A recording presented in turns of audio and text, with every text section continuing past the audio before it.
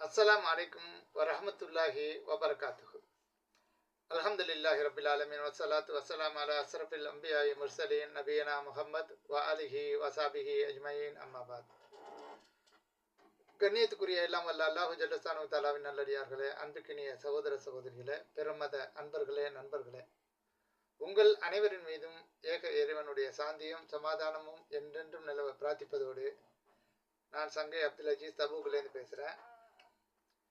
அல்லாஹ்வுடைய அருளால் அனைவரும் நலமாக இருப்பீர்கள் என்று நம்புகிறேன். அல்ஹம்துலில்லாஹ். இது இறுதி நபியின் இறுதி பேருரை 3ஆம் பாகம். இதுல சகோதரத்துவம் குறித்து நபிகள் நாயகம் ஸல்லல்லாஹு அலைஹி வஸல்லம் அவர்கள் சொன்ன செய்திகளை இப்போது நம்ம பார்ப்போம். மக்களே, ஒரு முஸ்லிம் இன்னொரு முஸ்லிமுக்கு சகோதரன் ஆவான்.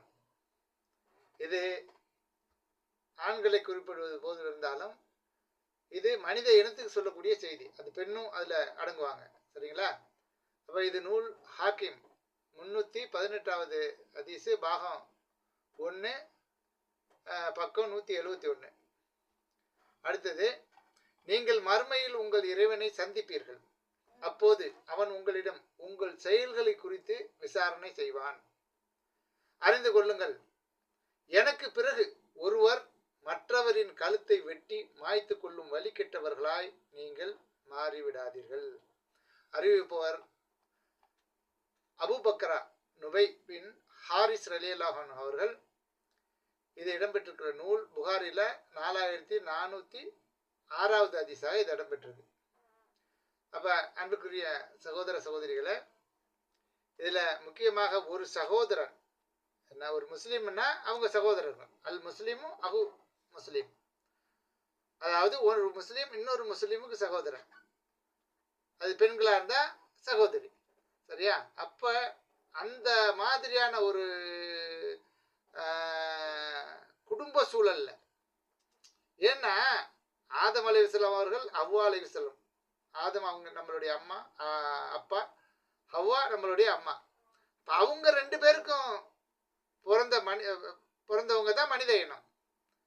என்ன, ஒன் பின் ஒன்னாக அப்படியே பல்கி பெருகியது தான் மனித இனம்.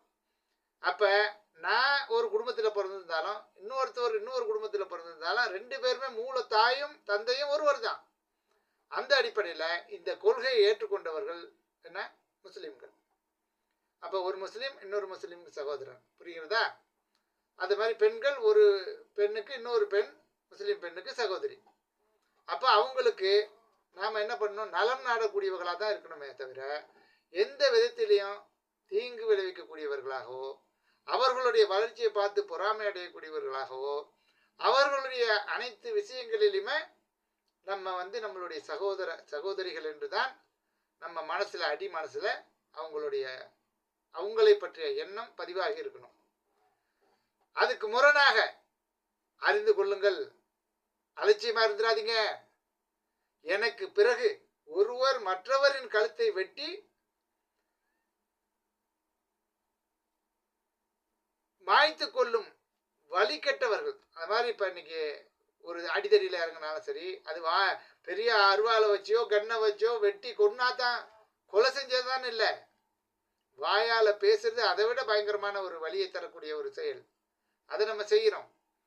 அப்போ ஒரு முஸ்லீம் இன்னொரு முஸ்லீமுக்கு சகோதரங்கிற அடிப்படையில் ஒருவருக்கு ஒருவர் ஒற்றுமையாக வாழணும், அவங்களுக்கு நல்லதை நாடணும்.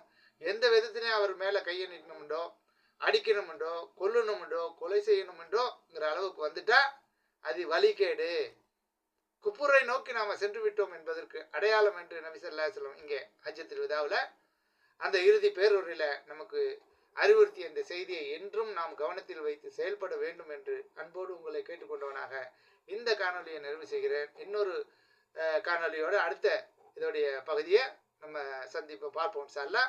ஜஸாக்கல்லாஹ் ஹைர். அஸ்ஸலாமு அலைக்கும் வரஹ்மத்துல்லாஹி வபரகாத்துஹு. தேங்க்ஸ் ஃபார் வாட்சிங்.